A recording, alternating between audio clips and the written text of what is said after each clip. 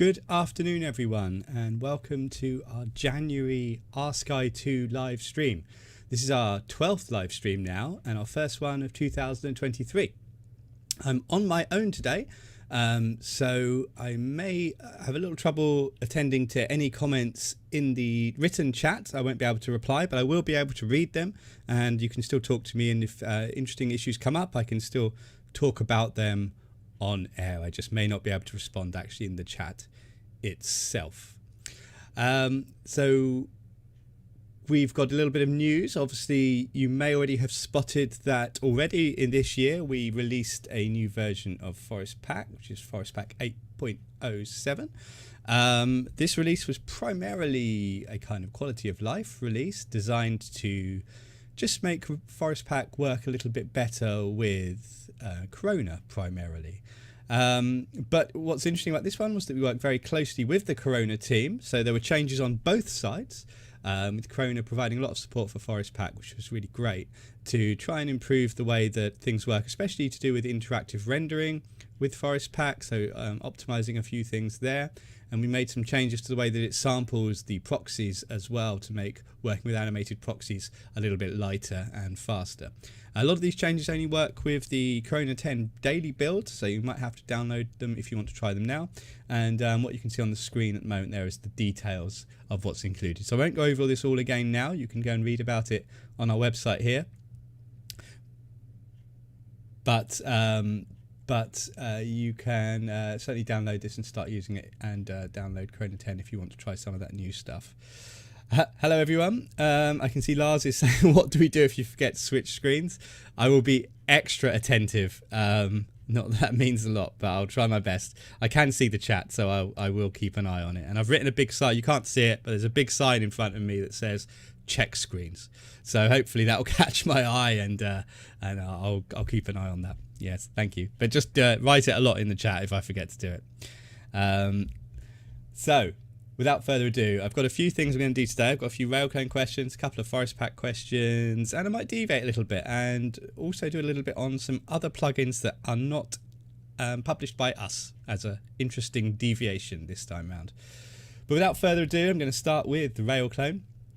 And I'm going to look at a question actually we got some time ago now, but I couldn't solve it at the time. I couldn't quite work it out, which was how to add a column where splines intersect using RailClone. I know I originally suggested that maybe you could do a grid using an A2S array, and where the X and the Y evenly inputs intersect, you could put one there, and that works, but it's only any use if the spacing is even on the X and Y axis. It doesn't work great in a situation like this where the splines are at different angles or at different axes. So since then I was just fiddling around the other day and I suddenly realised there might be a solution to this. And this is specifically going to be useful for things like this where you've got a floor plan and you need to put maybe columns at intervals on a sort of a taller building or something like that. So let me illustrate how this might be done. This is a RailClone in combination with a recent-ish Max feature to do this. So I'm going to create a grid first of all of splines, just very quickly. So I'm going to click to create one across here, and then I'm going to turn off start new shape and just create a few more. So these are all going into one shape. Okay, so these are my splines going this way, and now I'm going to do some going in the other direction. Turn off start new shape again. Let's change the spacing just to illustrate this works.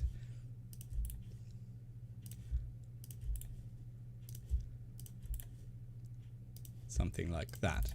So now I've got those two, what can I do? So what I realized was that since I can't remember which version of Max it was, but for a little while Max has had this spline boolean or shape boolean object that we can use. And interestingly, this will add vertices where splines overlap, which of course we can use in RailClone. So if I click on this and then I add another operator and add this second group of splines, what we should see if we come up here and go to edit spline and go to vertex mode is that you've got knots everywhere they intersect, which is fantastic. That's just what we want. But there is a catch, because there's two. So there's actually 2 knots there. So that is an issue, because now what we're going to end up with, of course, is double pillars on each one of those splines. So what can we do about that? Well, as it turns out, the type of knot that's created is dependent on the types of vertices that start on the spline, start and end on the spline. So these, for example, are Bezier corners because the starts and ends of the splines were corners. But if I was to change those splines to something else, like a Bezier or a smooth, then you'll see the knots will change. So what I'm going to do is I'm going to leave these ones going top to bottom as they are, and I'm going to go back to my originals, or my ones that go from side to side, if I can remember which ones these are actually. Might be right already. And let's just check which ones. Yeah, so it's these ones side to side, right? So what I'm going to do is I'm going to pick the vertices on the ends, right click and set these to, let's go for Bezier, and do the same thing on the other side. Set them to Bezier. And then I'm just going to switch the operand to the other one and make sure the others are set to corners. So I'll just jump back up to there, come back to vertex, and just check these ones are corners, which they are already. And so are these. So that's all fine. Now what you'll see, if I, just to illustrate, if I add an edit spline modifier now, so we can investigate these vertices and click on one of these, you can say this one from side to side, remember the ends of these were set to Beziers, these are also Beziers. Whereas, if I click the ones that are going top to bottom, which had the ends as corners, these are Bezier corners. So that's 2 different types of vertex I've got on this spline now. And that's good, because that means I can use a condition in RailClone to target them. So here's my RailClone object down here. This is a nested object, in fact. So I'll just pop open the style editor, bring it onto my other screen. Okay, so this is just a simple RailClone object. It's just a column which I gave an adjustable height, just because why not? And what we can do now is we can wire this into a second linear array into the corner input, and we can pick a spline and wire it to the spline input like so. Now obviously it's needs turning around, so we'll add a transform node in there and turn it up 90 degrees, or probably minus 90, or none of those. Minus 90, there we go. So that's turned that up right there now. Now that's working. I don't need to do anything except that, because if I come into rules down to corner type, it's only considering a corner, a vertex that is of the corner or Bezier corner type. So I'm getting 1 column on every one of those Bezier corner vertices or knots there.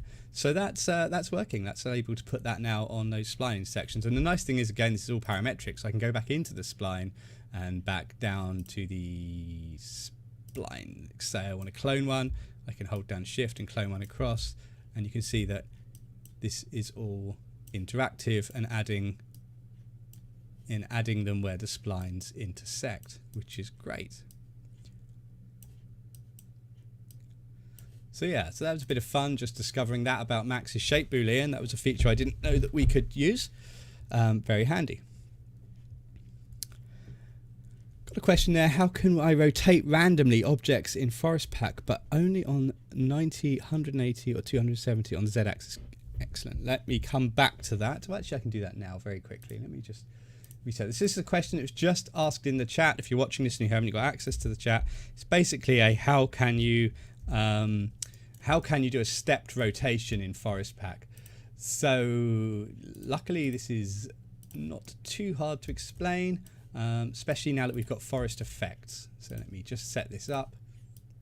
So I've got teapot there, Forest Pack. I'm going to populate from selection, generate, fill this in. Okay.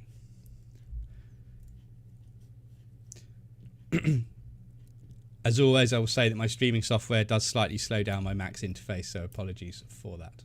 So I'm just going to change my display mode so you can see what's going on a little bit better to arrow, and that lets you see more clearly which direction things are facing. And I will change this to full. Okay. So say I want to rotate that. So you're right. So if you come into transforms and turn on rotation, this is what you get, and you want to step it to a particular value.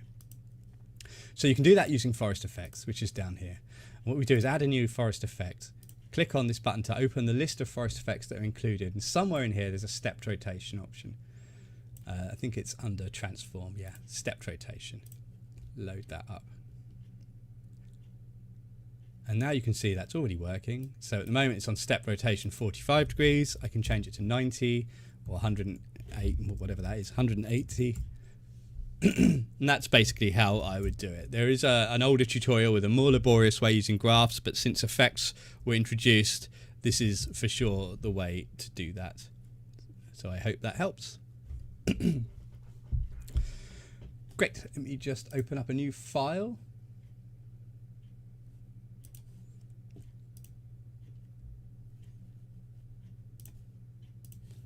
So this was a question on the, I think it was on Facebook, I saw it somewhere. How to model a perforated brick wall using RailClone. Now this is another one actually where we have something set up for you already, so you don't have to think too hard about it. So what I'm going to do is show you how to use a perforated wall macro very quickly, which you can use to create these kinds of masonry kind of patterns. So remembering to go back to the desktop, I'll draw a spline first of all, just that I want to follow with my wall, and I'll make sure it's got a corner in it just to indicate that works too. I'm also just going to double check that the vertices here are all corners, because you do want these vertices to be corners if you're going to turn a corner, and often when you're drawing a spline you can accidentally add them as beziers. So I just check those to corners. Right. And then we can go to a RailClone object.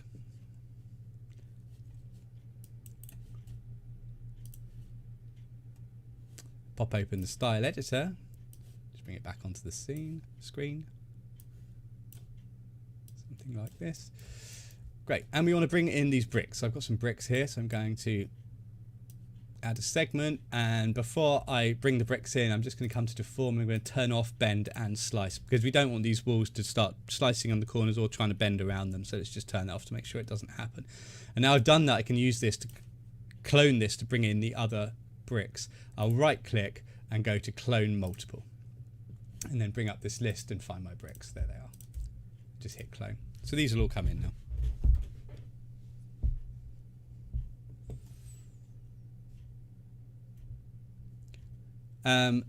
After that's done, obviously we'll need a spline for the wall.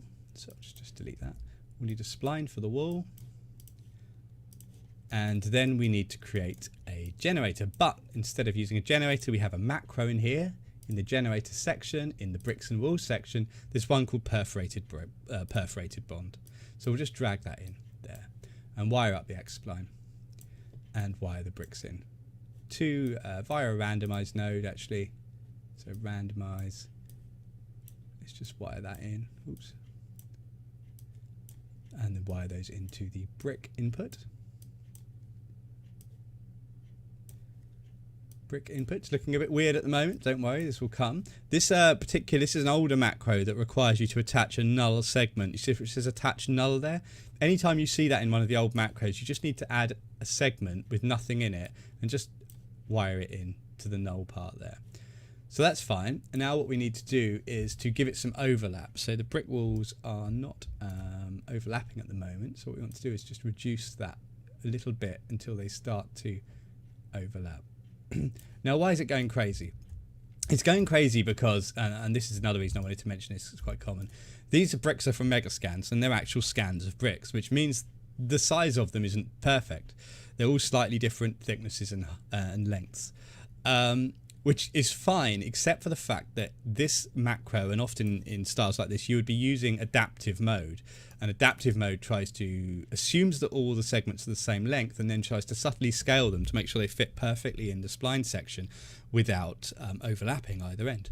It doesn't work if the size on the x-axis is different for all the different segments, and that's what's happening here. These bricks are all slightly different lengths. So what we can do is fix that by basically taking the length of one of the bricks, and it really doesn't matter which, and just applying it, scaling basically all of the others slightly so they're all exactly the same. So what I'll do is add a transform node in between here. I'm going to right click on that and go to export parameters, and I'm going to export the X and the Y axis, because actually these bricks are all slightly different heights as well, so I'm going to export both. And then I'm going to take one of the bricks I've imported and export the attributes and do the same, X and Y. And then I'm going to wire those together, and that's going to force all of the bricks to have the same size. Now it's still not working because, and it's often easy to forget this, you need to go into the transform node and turn on override fixed size, like so. And now you can see the style is working because all the bricks are the same size. So we can get our overlap working again, and it all works. Now I also want to wire this brick into, you see the corners here aren't working properly, and that's because I haven't wired it into the corner input there. So now I have, so those corners are working as you'd imagine too. So that's how you'd create that kind of style.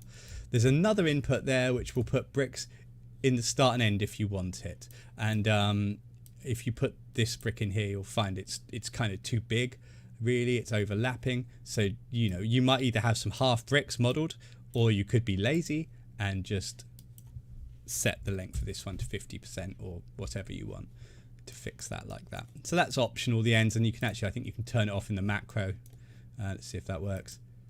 Yeah, you can turn it on and off in the macro as well if you don't want it once it's all wired in. So that's a quick technique for creating perforated bricks. You can see how quick that was with that macro and some bricks from Megascans there too. I should have put the text on it, shouldn't I? Look prettier. So are there any questions so far? I've got a few seconds to look at the chat box. Nope, doesn't look like it. Okay. So the next one was a scene that was sent to us because it was problematic, and it was basically very slow to build at render time, and every time people were triggering their test renders, they were finding it was taking a long time to build the RailClone objects for some reason. And so what I wanted to talk about in this particular section was the fact that there is a tool there to help you debug slow styles, and it can be quite handy to identify what's slowing RailClone down, and in certain circumstances to know how to get around that or change it. So I'm going to show you how this works and give you a very brief explanation of what the various kind of stats mean, and then show you the way that I would have solved this particular style, which doesn't make it build any faster, but just stops it rebuilding it for every render basically. So let me just load this up, and you might find this is a little bit slow to build, because that's the point, so bear with me while it all rebuilds. So it's a roof. It's a roof from oh, it's crashed. Let me just open that back up again.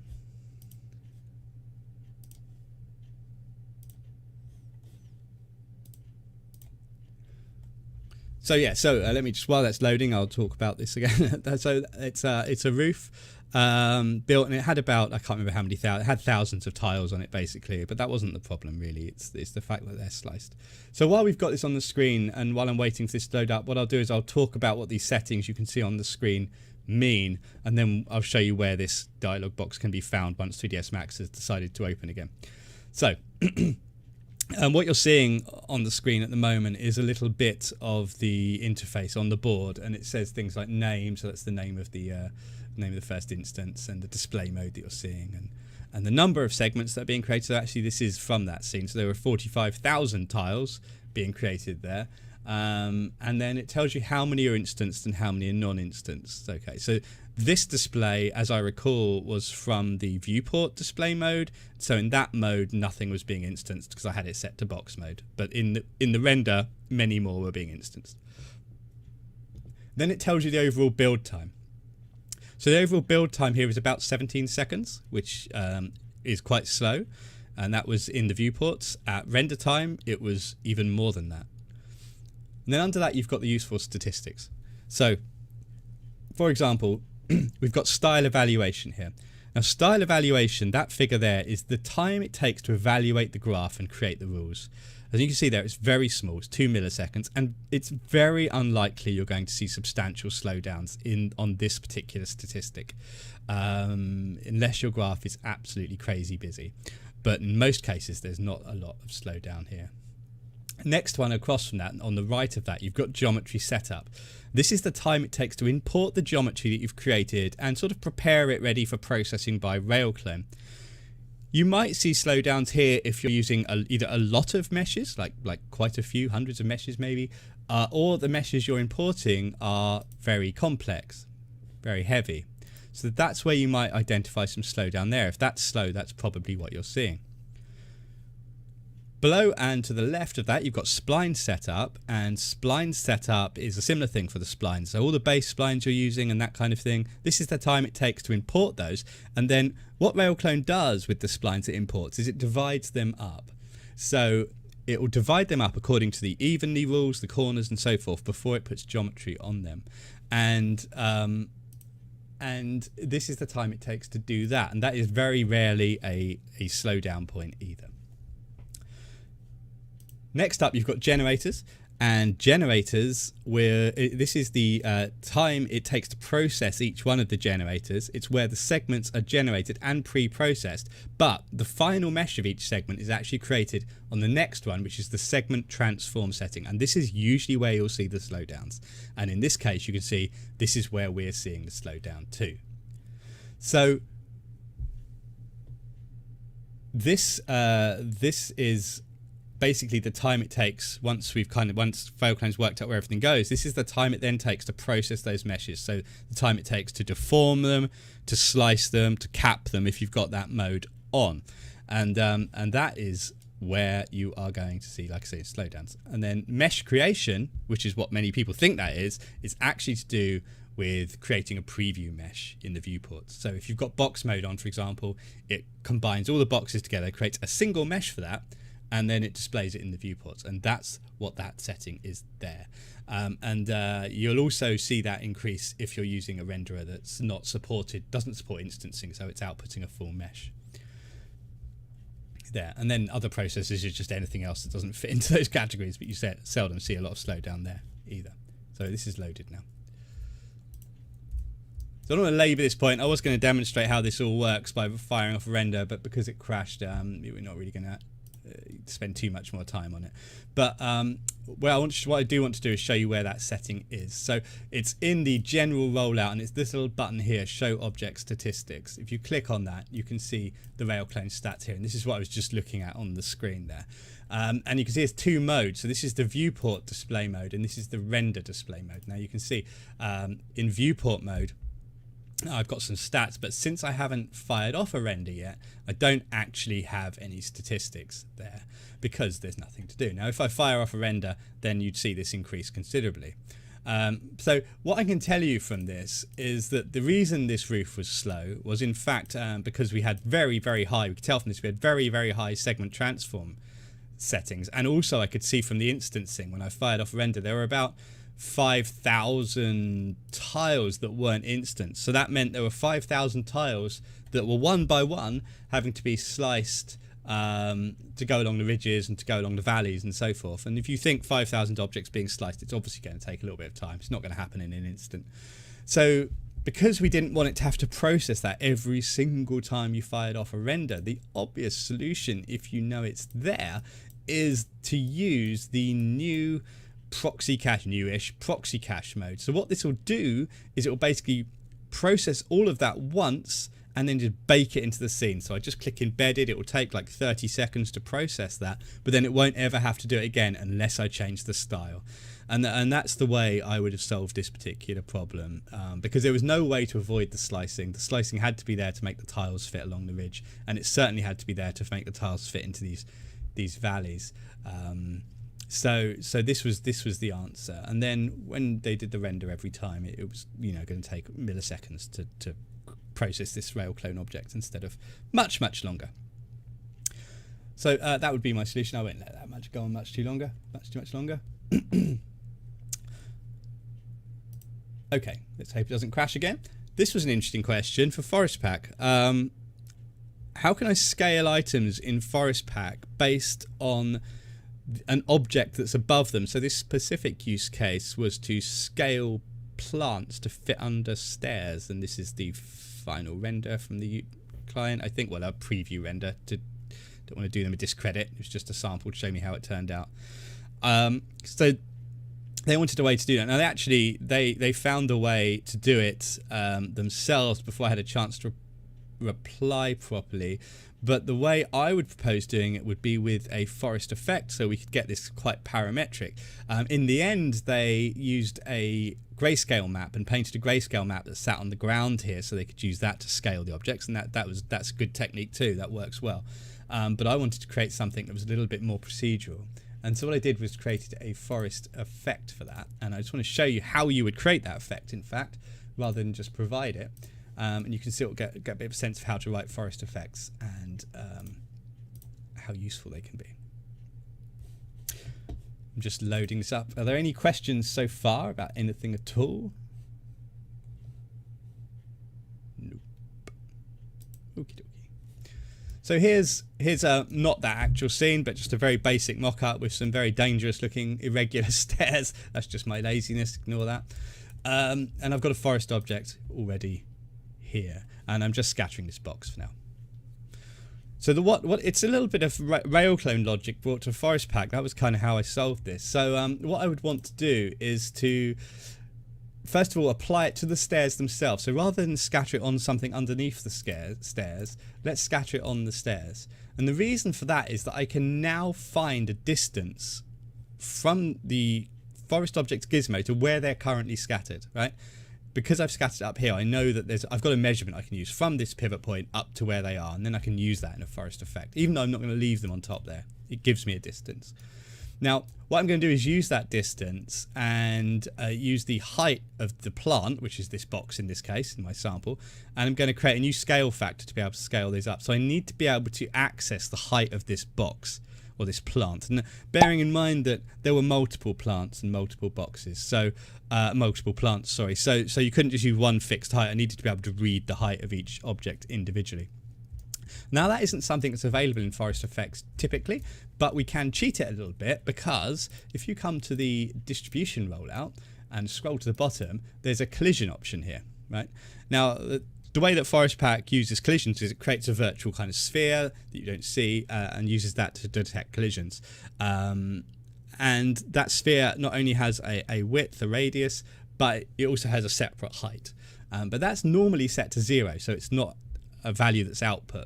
However, if I enable collisions and set the height to 100%, and then I can turn it off again. Now I've set that. I don't need to leave that on. That just will make sure that the value outputs correctly, because we don't necessarily want to use collisions. Then that's all good. Now I'll be able to use that height in a forest effect. So we'll come down to effects.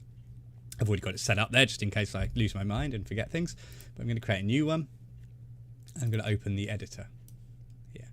So forest effects, as hopefully you know, is a way of controlling Forest Pack using expressions.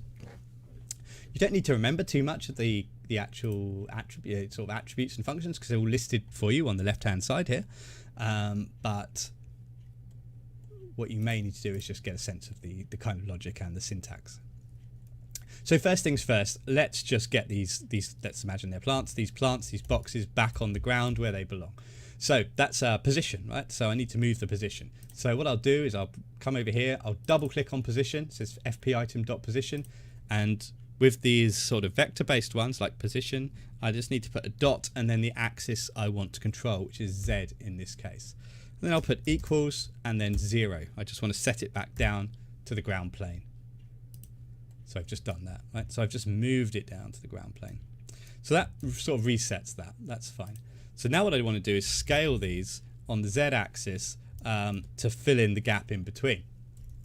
And what you can do there is use the scale attribute on the left hand side here. So this scale, I'll double click on that. This also has the 3 axes, so I only want to control the Z axis. So I'll do .z and then equals.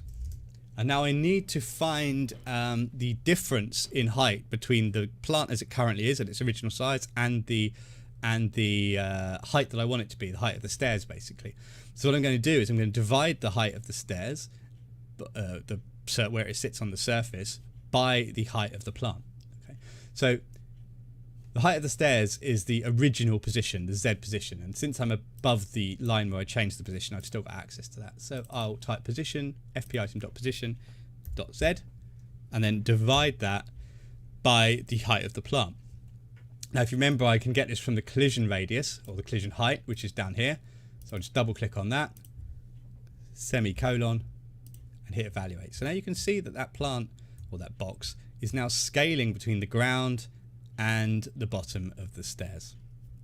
So that's working pretty well. It's going too high, of course, and we could mess around with this a little bit further if we wanted to. So let's say that instead of it going the full height, we want a percentage of that height, randomize between it even. So this is where you can have a bit of fun with this thing. So we can just enclose that in brackets. So we've got it separately, and now what I'm going to do is add a couple of parameters to my effect. So parameters will output down here on the right, just down here in the parameters, and it will mean that I can control the forest effect without opening it. So what I'm going to do is add two. I'm going to add min scale and max scale, like so. And these are just real values there.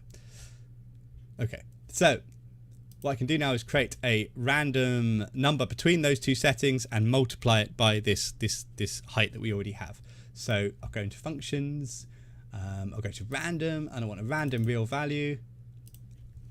And then I'm just going to say between random real value, please, between min scale, comma, and max scale, close brackets, multiply that by the output that we have, and hit OK. So that'll go to flat on the ground, obviously, because min and max scale are currently set to 0. So what I want to do maybe is set this to 0.6 and 0.8. That didn't work for some reason. Here's 0.8, 0.6. There we go. That's working. You can take it up a bit more. So this is now a fully parametric kind of procedural system, which is scaling the plants on the Z-axis to fit from the ground to the top of the stairs. I could have done this on the other axes too, so it's scaled proportionately. Would just be exactly the same procedure, but just for the other two axes. The nice thing about this is that as long as surface is set to auto, is that this whole thing adapts as the geometry adapts. So if I move this step up, you can see the plants move with it, which is I think pretty cool, and goes a little way to illustrating the power of Forest Effects. Basically, this isn't a feature that's available in Forest Pack. Before Forest Effects, we could have released it as a feature, but now you can script it yourself, or you can ask us on the forum, and maybe we can script it for you, as we did in this case. But it's well worth digging into and having a look at if you like expressions and you're keen on that way of doing things.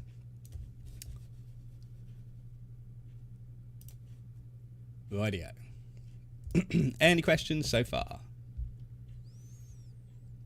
Nope, nothing at all.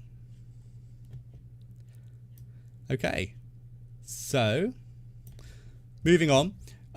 This was a question from a visual effects company about wanting to use a separate distribution map for each surface. So they had 3 surfaces they were scattering on, well, probably loads, but the example they sent me was 3 surfaces they were scattering on. They wanted to use a different distribution map on each, and could Forest Pack do that?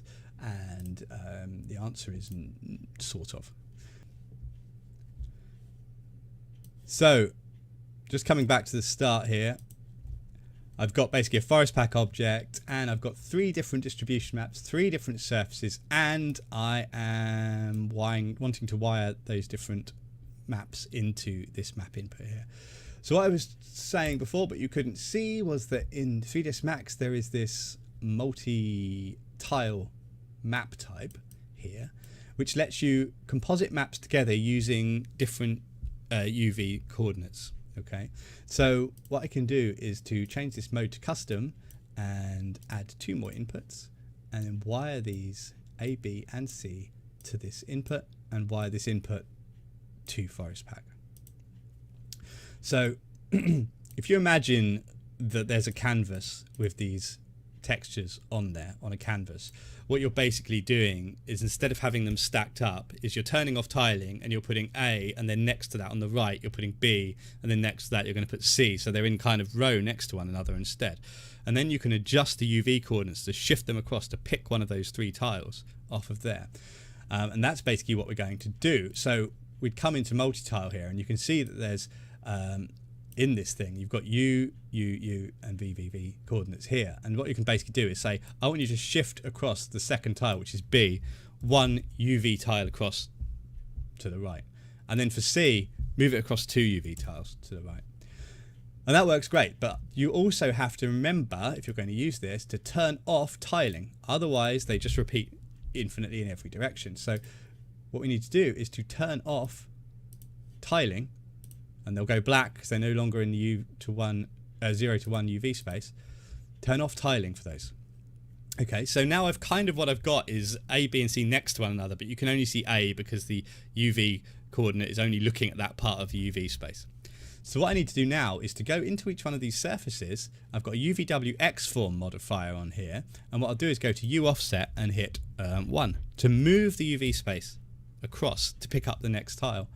And then for the next one, the last one, I would do the same thing, move it across to C. So you see I've got these 3 different distribution maps on 3 separate surfaces, and just by shuffling the UV coordinates around using this multi-tile map, I can control that quite closely, which is quite a cool technique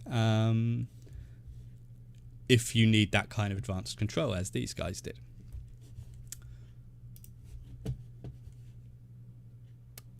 Righty, oh, good. There are no questions. Hanging ivy. We've covered ivy quite a few times in tutorials, but not really hanging ivy as such. But in order to make it a little bit different, I thought what I might do, as well as doing the forest pack part of how you would scatter that, but that part's not actually too complicated, is to deviate from just talking about forest pack and RailClone for a second, and this time look a little bit at GrowFX. So rather than start with pre-built models, I'm just going to very quickly go over a little bit of GrowFX for people that maybe haven't used it before, just the absolute basics, just a little sampler in case you're interested, and just sort of see how you feel about us covering other plugins in these things when they come up and when it's appropriate, and whether you'd like to see more GrowFX content maybe. Just let us know how that goes. So I'm just going to flick back to desktop, and I'm going to create GrowFX objects. So GrowFX, I don't know how many people are using it, and not sure how much people know, so I apologize if I'm going too slowly here. So GrowFX, since version 2, has 2 versions. You've got the old GrowFX, which is all kind of panel based, and then you've got the second GrowFX, which is all node based.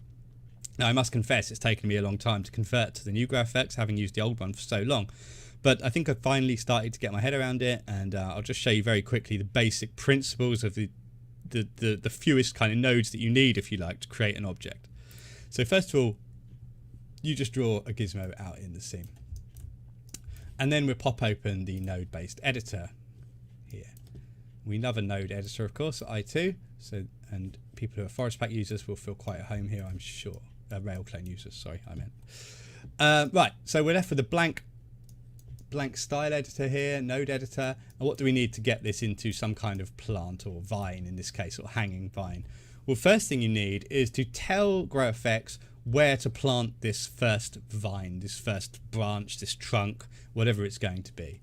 And in order to do that, you use a distributor. And there are a few here, but what I'm going to do is start with just a simple distributor, which will put the objects right on the gizmo. And it looks like this. Now, you don't need to be too put off by all the sort of inputs and outputs. And also, most of the parameters are mirrored in the properties panel, parameters panel, on the right-hand side here. So I find this hurts my eyes a little bit. I prefer to go over here, but it's probably just because I'm used to the old GrowFX. Now you can't see anything at the moment, and that's because although we've told it where to plant this first sort of branch, spline, trunk, vine, whatever it is, we haven't told it how long it's going to be or made it into a path basically. So the second thing you need once you've got a distribution node is to create a path. And now you can see there's a line here which represents the first part of our plant object. And this path node lets you do things like set the length, set some randomization, set the number of steps, how many divisions it's got for smoothing, and so on and so forth. I'm going to leave it at about 300 centimeters. I'm at a crazy scale, so I'll come down to 300 centimeters here, because about 3 meter vine maybe hanging down a wall is most we're ever going to do here. So that's probably going to be about right.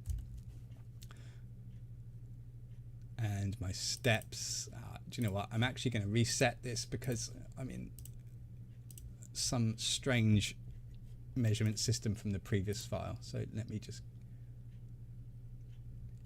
do that again. Just makes life a bit easier.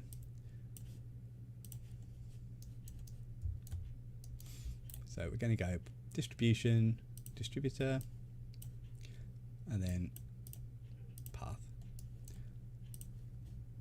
Oh, it's remembered the last settings anyway. Okay. Okay, so I'm going to do three. Yeah, I'm going to do that.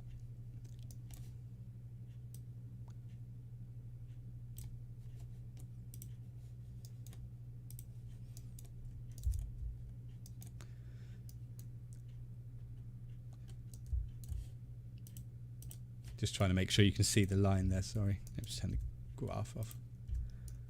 Okay. Okay, so we're back to there. Right, so now that I've got a line here and I can sort of see what I'm doing, what I can do is come back to the distribution node here and just play around with it a little bit. So for example, I might just want not want a single vine hanging down. I might want multiples. So I could change in the distributor in point count settings. I could up the count a little bit to maybe 5 or 6, and then maybe change the chaos angle here a little bit. See if we can see these. Here we go. I want offset really. It's playing angle bend. That's what we want there. Angle bend. So we can see a few more here. We can play around a little bit with these and randomize the rotation. So what I'm trying to do basically is to take them over just slightly to one side. So you can see they're kind of starting to tilt over to one side. And that's important because when I apply gravity, I want them to fall in the same direction. And if I had kind of left them vertical, then they would all fall down on all sides, and that's going to be hard to sort of pin them to a wall. So I'm just going to move them over a bit like that. I'm just going to change that angle there to something a bit smaller like that, so they're more in a fan shape like that, and that's probably a good place to start for the minute. Okay, so once you've got a path like that, then you can start to do things to it to basically modify the shape of it. And these are wired to these blue inputs on the bottom of the path node. So on the left-hand side, you've got direction modifiers that affect a spline, and on the right-hand side, you've got direction modifiers that happen after the mesh modifier has been applied, and they can be more efficient in several circumstances. So I'm going to stick to the path for now. And I'm going to add a vector direction. There's too many of these to talk about all of them, but I'm going to add a vector direction, which is a quick way of simulating gravity, basically. So I can add that there and click on this. And in this vector direction node, I've got some basic settings. What I'm looking for here is strength. And if I decrease that, I'm basically simulating gravity coming down and pulling these vines down to the ground. So the reason I started with them facing upwards rather than just putting them down straight away is obviously so I can get this nice kind of curve as they'd be cascading over the wall. We can play with that a little bit. Now, there are a couple other things that you might want to do here. So, for example, this has only got one value. I can't randomize it from here because it's just a fixed value. But maybe what I can do is to randomize it by wiring a random number node to that input. So, in this strength input here, if I click on that and click to the canvas, I can add a random generator there. And then from there, I can add some different values as a range and then play with those. And that gives you just a little bit more randomization. And the other thing you can do is in the path node itself, I can also change the length randomization so that it's not all the same. So I could do 40% there, so they're all slightly different lengths, which is a bit more interesting. Okay, so you get something like that. Now, it's all a bit smooth and regular, so I can also add a bit of noise to this if I want, noise direction. And then what we can do from here is to play with the strength and the scale and just get a little bit of more realistic kind of curve to that.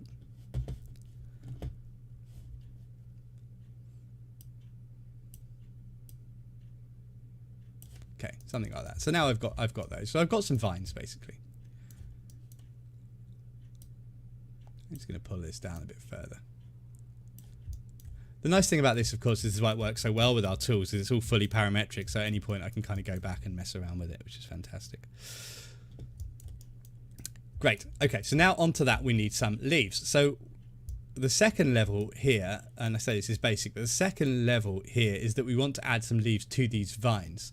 And so that's going to also be a type of distributor, but this time it's a distributor that uses an existing path as a basis. And when you want that to happen, you've got in a path here, you've got a little red output node on the right hand side that says child distributors. So what you can do basically is click on that and then add a new distributor node based on the previous spline, in this case a path distributor. Now this will output splines running all the way along the length of these vines. Of course I can't see them because I need to attach a path so I can see it. And then we'll give this a length, which that's far too much, so let's go to about 10 centimeters probably. Let's see if we can see it. Not so far. Let's try and up the density a little bit. There we go. Now we're getting some. So back in the path distribution mode, you can see there's a density setting, and by increasing that, I increase the number of leaves basically that we're going to be adding to the side of our paths.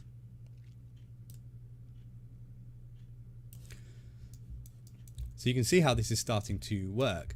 Now there are lots of settings here, and it's like I say, in a short live stream we haven't got time to go over all of them, but some of the useful ones here are the turn axis here. So turn axis is basically whenever a new leaf is added, the next one rotates around the path, this measurement here, 137 degrees, and then play another one, and then the next one another 137 degrees, and so on and so forth. So you're getting basically it rotating in kind of sort of, you know, sort of threes.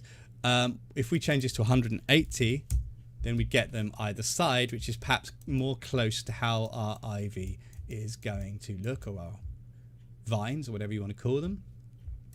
We can also rotate things around the splines like this. So if I want them to face more towards the front, towards the camera, I can rotate them a little bit here using the angle axis here.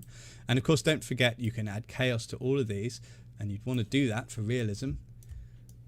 So we'd want to add a little bit of chaos here, chaos to this one too, chaos to this. So you can see how this starts to build up. Okay, so this is kind of getting there. Now, a third or fourth, or however many ingredients that I've already gone through, but another ingredient is the ability to take one parameter and use it to affect another parameter. So, for example, in the case of this vine, I would quite like the leaves to get smaller the further down the plant they are. And so what I can do is I can use an output here called path position and wire that to the length input here via an effect node, and that will let me use that parameter to control that parameter through a graph. So I'll click on that and click somewhere on the canvas, and it doesn't come up with many options, so effect is the one we're after, and then I'll take that and wire it to the length input.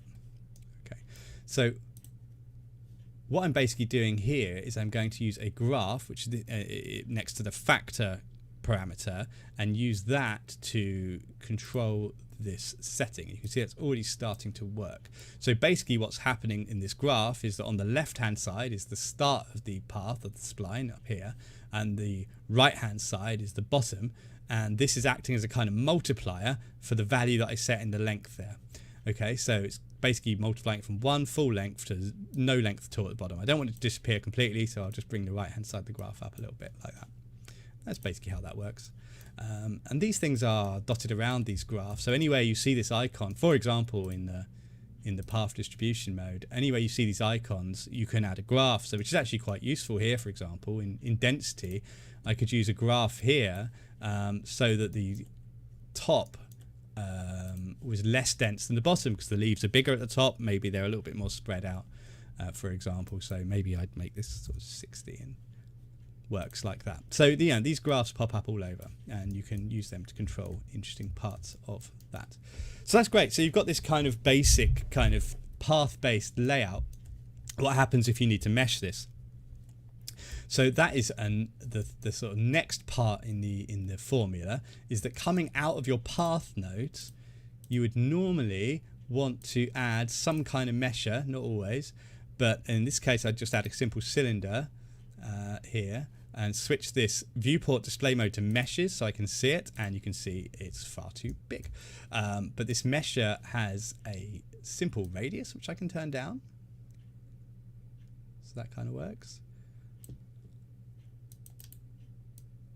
Or alternatively, we have another graph like we were just talking about. So instead of it being a constant thickness all the way along the length, I can pop up a graph and I can have it gradually going down to nothing or nearly nothing, something like this.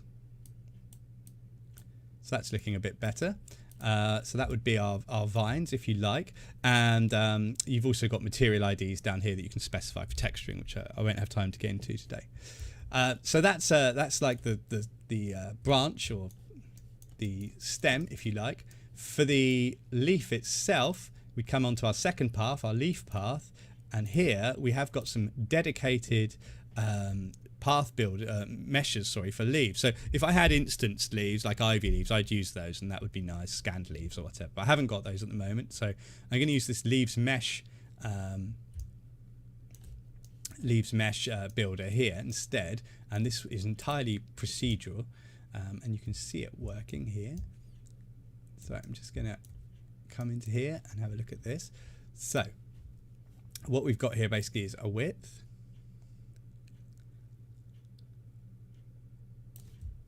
and which is simple width like so, and the length is determined by the length of the path. But of course this would be okay if I was using cutouts, but let's say I want to actually create a shape of a leaf.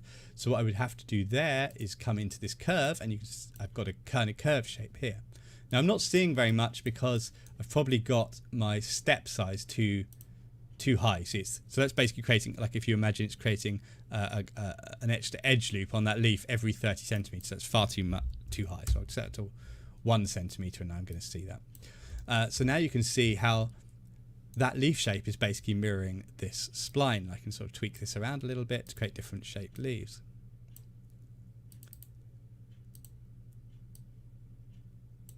Something like that maybe would do. You can see the leaves are getting sort of smaller as they go down.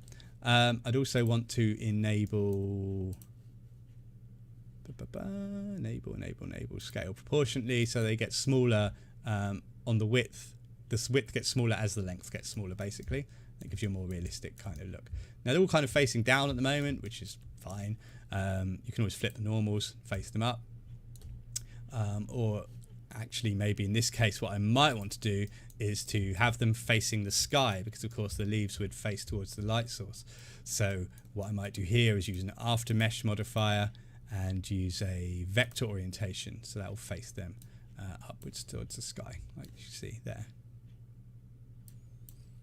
And then maybe I'll rotate them a bit as well, just to add a bit more randomization on top of that. So there's a angle axis here, which you can see rotates them backs and forwards. So I can angle axis, there it is. I could have one of those random number nodes to that. You can see how it starts to build up. and so on, and so on, and so on.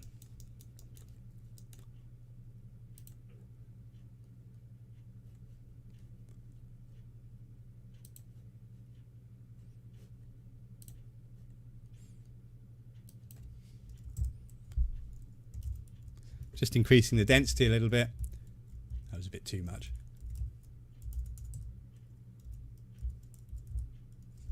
Just so we can see it. Okay, so you get the basic idea. So this is sort of how GrowFX works. Okay, so the really nice thing about GrowFX, as I say, is that it's fully procedural, just like RailClone is. And so, you know, now I've got this set up. If I want a different length of vine, all I need to do is to change the length parameter for the path that controls it, and I can do that. And the other cool thing about this is that it can be animated too. So what I can do if I want to animate is, I can't animate it directly in the node editor, but a little bit like RailClone, if I export the length parameter as a public parameter, then you'll see it pops up down in the modify panel, and that means I can control it now without having the graph open. Like so. And it also means I can animate it. So if I was to set auto key, make sure I'm on linear, then I can change this to say 310 there, come back to here and maybe set it to 50, and I'll go between 50 centimeters to 3 meters with my vine, which is cool. So now it's becoming something I can start to use in Forest Pack. But what I'm actually doing, I'm not actually trying to create a vine that animates with Forest Pack. Actually, what I want to create is several vines of different lengths. And rather than go through the process of cloning and creating all of these, I thought what I might do is animate it and then sample them in Forest Pack as a way of kind of shortcutting that if you've got both plugins. So I don't really, for maximum randomness, don't really want this smooth transition. So what I'll do with auto key still on is randomize the seed value, and now every frame, not only does it get longer, but it randomizes the noise and everything as well, which is cool. So I've got, basically what I've got now is 21 different vine models, all with different lengths, which is useful. So now I've got that, I can start to add this to Forest Pack. So what I might do now, in order to create these vines along a wall, if you imagine I had a wall, I would draw a spline along the top of the wall, like so, and then I'll go to Forest Pack, and with populate from selection checked, since I've got the GrowFX object on, and icon mode, just draw out an icon and come to the modify panel. So then we'll come into path distribution mode and pick the spline and change the spacing to bring it together. Now let's actually see what we've got here. So I'm just going to change the display mode to mesh. Wouldn't normally recommend it, but in this case, why not? And then just bring those close together like that. Okay, so now I've got some very identical looking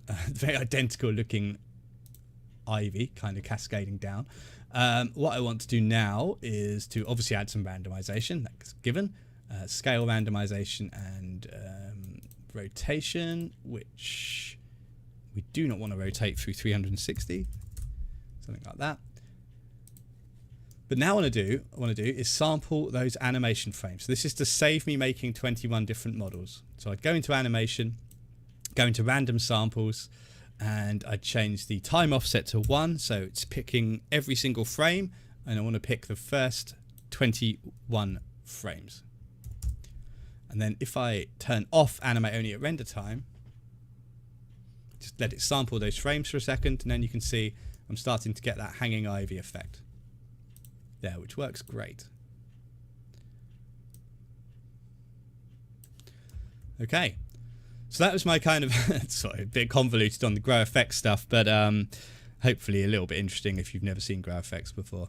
But otherwise that works really well for kind of creating multiple objects you can use in Forest Pack from a single GrowFX object, which is all parametric, so I can go back and adjust this GrowFX object at any time, and it will update in Forest Pack. as well. And I did want to mention quickly, because not everyone's necessarily going to be able to share that or want to use that technique. So if you did want to create just from this one GrowFX model 20 just models you can use in Forest Pack and then send it to someone who hasn't got GrowFX, then I would probably do it something like this. And I'll just animate this so you can see a bit more clearly what's happening. So I'm just going to animate that moving across there as it grows. And then I'm sure everyone knows this, but you can go to the snapshot tool and go to range and go from frame 0 to frame 20 with 21 copies and hit OK, and it will sample those models there that we just created from that GrowFX mesh.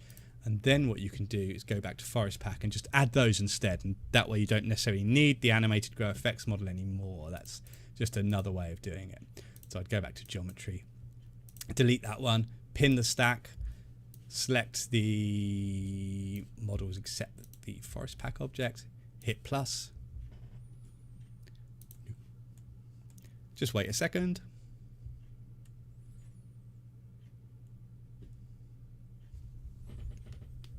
And then eventually it'll pop up.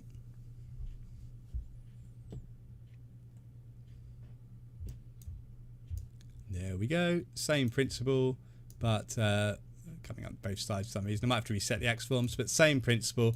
But this time this is baked in geometry, so you wouldn't have any problems with sending it to render farms or sharing it with people who don't have GrowFX, or incorporating it into an animation where the animated GrowFX model would present some problems.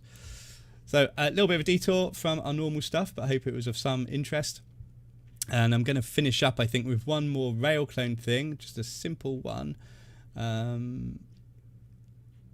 Really simple one. This one, how do you overlap corners instead of slicing them in RailClone? So in this scenario, this was some sleepers that were around I think it was a raised bed or something. And the corners were like this, butted up against one another, as opposed to the way that RailClone does it automatically, which is to bevel them. So I'll just open that file.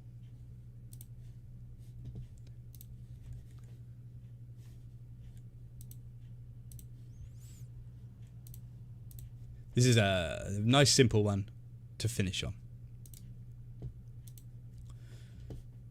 Okay, back to desktop. Okay, so here's the usual scenario. We've got, again, mega scans. We've got some sleepers in here and they're kind of slicing on the corners, and that is not what we want.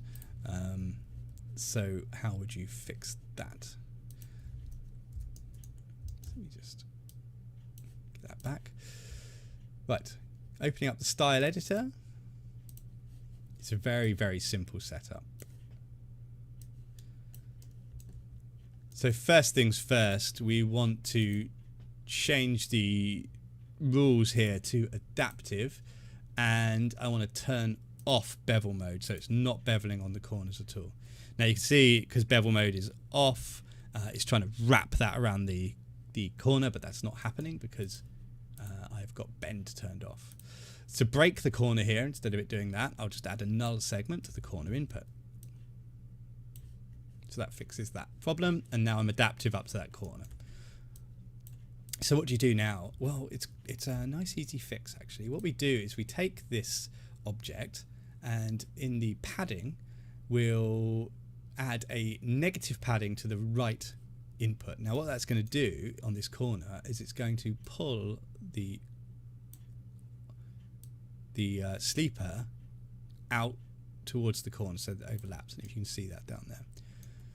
But it's also, of course, overlapped where they're next to each other here as well, which isn't really ideal. So what you do is basically add the same value, but the negative of it. So I did minus 0.5 there. If I just do 0.5 here, it counters that and pushes it out, but it also has the benefit of pushing the sleeper after the corner out. If I just reset that back to 0 so you can see it, 0.5.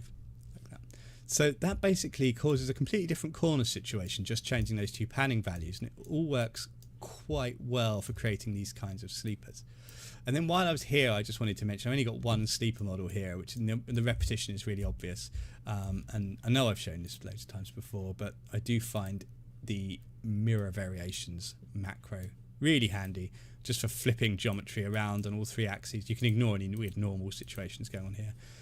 Wouldn't render that way. But you can see that just creates a bunch more randomization just with one node by just randomizing it on all the axes. So that was kind of one that I wanted to finish on, I think, there. So before I sign off, are there any last questions? Would anyone be interested in learning more about any other plugins? Any more about GrowFX? I could definitely go into more detail on that. It was a very fast and slightly convoluted overview. Or just stick to what we know in our own plugins. Just let us know a little bit in the comments or whatever underneath, and we can talk about it in future installments. Next one will be the end of February, of course. May have some more news about the RailClone beta by then. So you might be able to experiment with some of the new beta features of RailClone and might be able to talk about a few of those. That would be really cool. So just keep your eyes out for any announcements to do with the latest RailClone there. Otherwise, I will see you in about a month's time, unless there's anything you want to talk about. And yeah, just keep the questions coming in. Basically, this only works based on the questions that we get asked. So the more questions we get asked, the more we have things to talk about in these live streams. So please do send in your questions. These are all real questions that we get sent in. It's really great to answer them, be able to talk about them this way, and kind of share the information with everyone, because otherwise the stuff ends up siloed in support emails or just on the forum, and I think it's nice that everyone can learn from it, including me. Otherwise, right, great, see you soon in a month's time. Look forward to coming back.